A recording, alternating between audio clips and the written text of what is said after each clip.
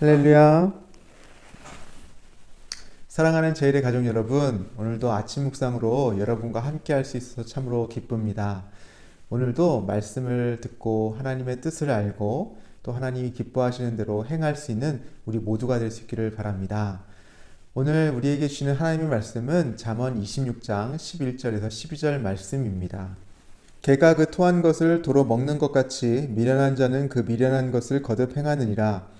내가 스스로 지혜롭게 여기는 자를 보느냐? 그보다 미련한 자에게 오히려 희망이 있느니라. 아멘. 우리가 성경을 읽을 때 이 말씀이 나와는 상관이 없는 것처럼 느껴지는 구절들이 있습니다. 잠언을 보면서도 오늘 특별히 잠언 26장 1절부터 12절까지 말씀이 미련한 자에 대해서 나오고 있는데요. 이 미련한 자가 나와는 상관없는 사람이다. 미련한 자의 행동이 나와는 상관없는 행동이다 라고 느껴질 수도 있습니다.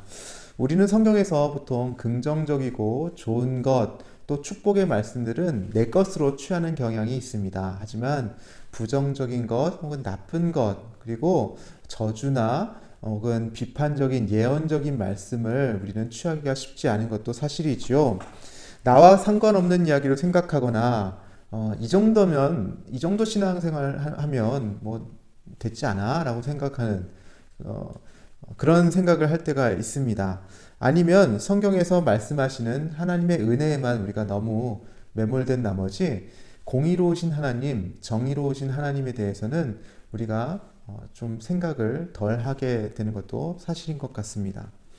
잠언 26장 1절에서 12절까지 말씀은 말씀드린 대로 미련한 자에 대한 이야기입니다.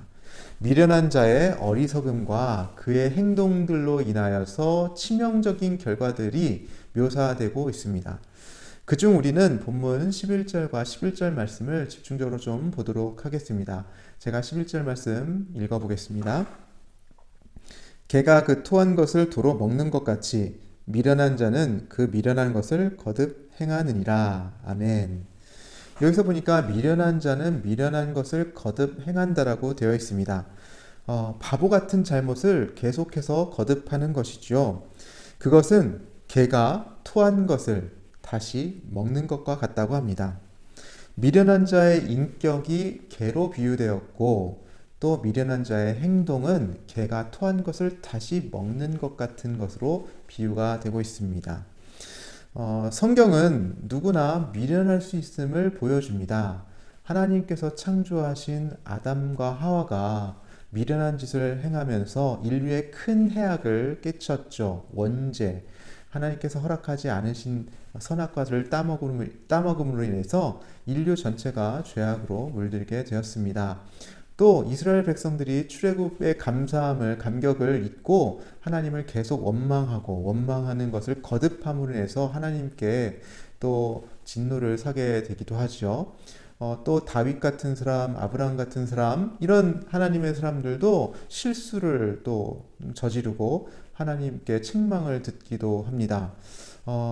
종교 지도자들로서 그 누구보다도 성경을 잘 알고 있었고 메시아를 그렇게 기다렸던 사람들이 예수님을 알아보지 못하고 십자가에 못 박는 사건도 우리는 알고 있습니다. 우리는 늘 실수할 수 있고 또 실수를 반복하기도 합니다. 누구나 이렇게 미련한 행동을 할 수 있다는 것이죠.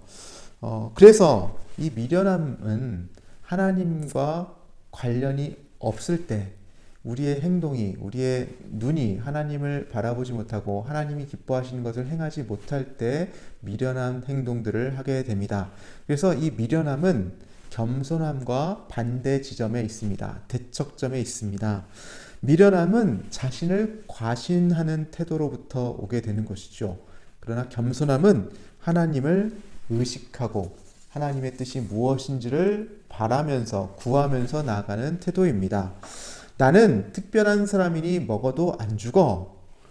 이렇게 자신을 과신함으로 인해서 한 번, 두 번 죄와 타협하고 실수, 잘못 이런 것들을 저지르게 되는 것. 그것은 바로 미련한 사람들의 행동 양식입니다. 하나님 보시기에 개가 토한 것을 다시 먹는 것과 같은 것이죠. 하나님의 사람은 자신을 과신하지 않습니다. 오히려 하나님 앞에 엎드리고 하나님께 지혜를 구합니다. 그래서 그는 스스로를 하나님 앞에 겸손하게 아뢰면서 주여 나를 불쌍히 여기소서 그렇게 말씀을 드리죠. 그리고 그가 지혜 없음을 깨닫고 하나님께 지혜를 구함으로 인해서 그가 하나님과 함께함으로 하나님의 지혜로 살아가게 되는 것입니다. 그에게 하나님의 지혜가 있기 때문에 그는 하나님의 뜻대로 형통한 삶을 살게 됩니다. 그래서 잠언 3장 34절은 이렇게 말씀하고 있습니다. 진실로 그는 거만한 자를 비웃으시며 겸손한 자에게 은혜를 베푸시나니. 아멘. 본문 12절은 이렇게 말씀하고 있습니다. 내가 스스로 지혜롭게 여기는 자를 보느냐 그보다 미련한 자에게 오히려 희망이 있느니라. 아멘. 스스로 지혜롭게 여기는 사람은 모든 자신의 성취와 업적을 자신의 공로로 여기는 사람입니다. 그러나 실제로 정말 그의 성취와 업적이 자신의 공로일까요? 그의 능력일까요? 아니죠. 많은 사람들이 도왔고 그와 함께 함으로 또 공동체가 이루는 어떤 사회적 기반이 있으므로 그의 성취와 업적이 가능했을 것입니다. 아프리카에서 저는 쓰레기 더미와 더불어서 살아가는 사람들을 보았습니다. 그들은 태어날 때부터 그러한 환경에 내쳐져 있었고 그들은 날마다 절망 가운데서 그렇게 쓰레기 더미 속에서 먹을 것을 찾고 입을 것을 찾는 사람들이었습니다.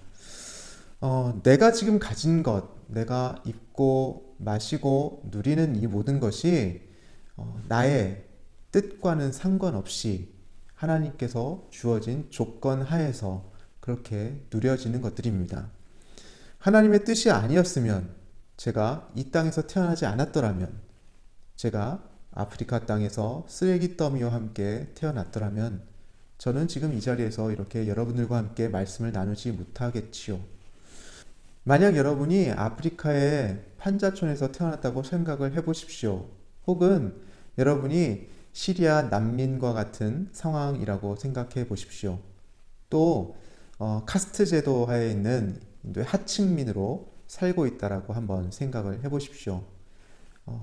지금 우리의 상황이 물질적으로는 아주 부유하지 못하더라 하더라도 그들과 비교해 보면 정말 엄청나게 많은 것들을 우리는 우리의 노력과는 상관없이 나의 능력과 지혜와는 상관없이 누리고 있음을 알게 됩니다. 하나님께서 우리를 오늘날 정말 남부럽지 않은 선진국 같은 이 시스템을 가진 대한민국 땅에서 태어나게 하셨습니다.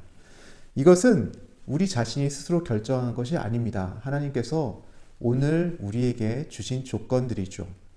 많은 사람들이 자신이 갖춘 것을 누리고 있으면서도 그것이 하나님께서 주신 조건들이고 또 많은 사람의 희생과 헌신을 통해서 이룩된 사회적인 자본임을 인식하지 못하고 살아갑니다. 따라서 우리 그리스도인들은 오늘 우리가 성취하고 또 누리고 있는 이 모든 것들이 나 혼자만의 능력과 지혜로 온 것이 아니라 우리 모두의 공동체로 인하여서 또 그 공동체 넘어서 하나님께서 허락하신 은혜로 말미암아 우리가 누리고 있음을 기억해야 할 것입니다. 그래서 우리는 하나님께 영광을 올려드리고 또 내 것을 내 것으로만 취하는 것이 아니라 우리의 것을 인식하고 서로에게 나눌 수 있는 가난한 자와 또 우리의 것을 또 나눌 필요가 있는 필요로 하는 그런 사람들에게 흘려 보내주는 역할을 우리가 잘 감당해야 할 것입니다. 스스로 지혜롭게 여기는 사람을 오늘 본문 12절에서 미련한 자보다 더 나쁘다라고 얘기를 하고 있죠. 개인적인 미련함은 자신과 주변만을 상하게 하지만 정말 스스로 지혜롭게 여기는 사람은 자신이 지혜롭다고 여기기 때문에 자신이 능력이 많다고 여기기 때문에 그 영향력을 더 많은 사람에게 미치고자 합니다. 그래서 그런 스스로 지혜롭게 여기는 사람은 하나님 없이 살아가는 또 그런 사람은 많은 사람들에게 해악을 끼칠 수 있는 것이죠. 더 많은 사람을 곤란하게 만들 수 있다는 것입니다.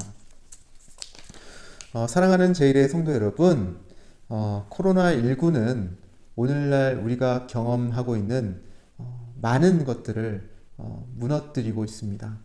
또 그것이 당연하다고 여겼던 그런 것들에 대해서 다시 한번 성찰을 하게 만들고 있습니다. 이전에 우리가 누려왔던 많은 물질 문명의 혜택들이 사실은 하나님께서 허락하지 않으시면 우리가 그것을 누릴 수 없음을 우리는 그리스도인으로서 고백할 수 있는 것이죠. 그리고 우리가 많은 것들을 정말 누렸다는 것을 느끼면서 그것이 나만의 욕망을 위해 사용되진 않았는지 다시 한번 들여다볼 수밖에 없습니다.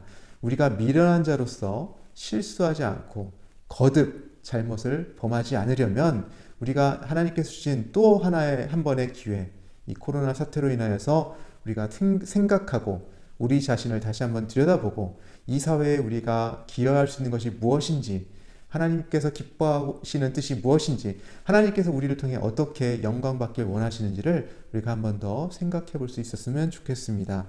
우리가 겸손하게 하나님과 함께 동행하고 겸손하게 하나님의 뜻을 물으며 하나님의 지혜를 통해서 우리가 하나님의 뜻을 이뤄갈 수 있는 저와 여러분이 될 수 있기를 주님의 이름으로 축원합니다. 기도하시겠습니다. 사랑과 은혜가 많으신 하나님 아버지, 오늘도 말씀을 통해서 깨닫게 하여 주시니 감사를 드립니다. 하나님, 우리가 하나님 앞에 미련한 자로서 거듭 잘못하는 것이 아니라 스스로 지혜롭게 여기는 것이 아니라 하나님 앞에 겸손하게 나아갈 수 있도록 도와주시고 우리의 모습을, 우리의 현실을 잘 성찰하고 하나님의 기뻐하시는 뜻이 무엇인지를 깨달아 알며 또 우리의 도움이 필요한 자들에게 우리가 손을 내밀 수 있도록 주님 도와주시옵소서. 내가 가진 것, 내가 누리는 것, 내가 성취한 것들이 나로 인하여서, 나의 능력과 지혜로 인하여서 성취된 것이 아님을 고백하고 하나님의 도움이 없이는 단 한순간도 살아갈 수 없음을 고백하며 나가는 겸손한 우리가 될 수 있도록 도와주옵소서. 하나님의 도우심이 우리에게 필요합니다. 이 나라에 필요하고 온 세계 가운데 필요합니다. 주님, 그리스도인들로서 깨어 있어서 주님의 도우심을 구하며 겸손하게 주님과 함께 동행할 때 우리가 해야 할 일이 보일 줄 믿습니다. 우리를 사용하여 주시고 우리 교회를 사용하여 주시고 한국의 교회들을 사용하여 주옵소서. 이 나라 이 민족 가운데 함께 하시는 주님, 오늘도 우리와 역사하여 주시고 오늘 우리의 일상을 주님 돌보아 주시옵소서. 예수님의 이름으로 기도합니다. 아멘. 사랑하는 제일의 가족 여러분, 오늘도 주님 안에서 승리하십시오. 화이팅!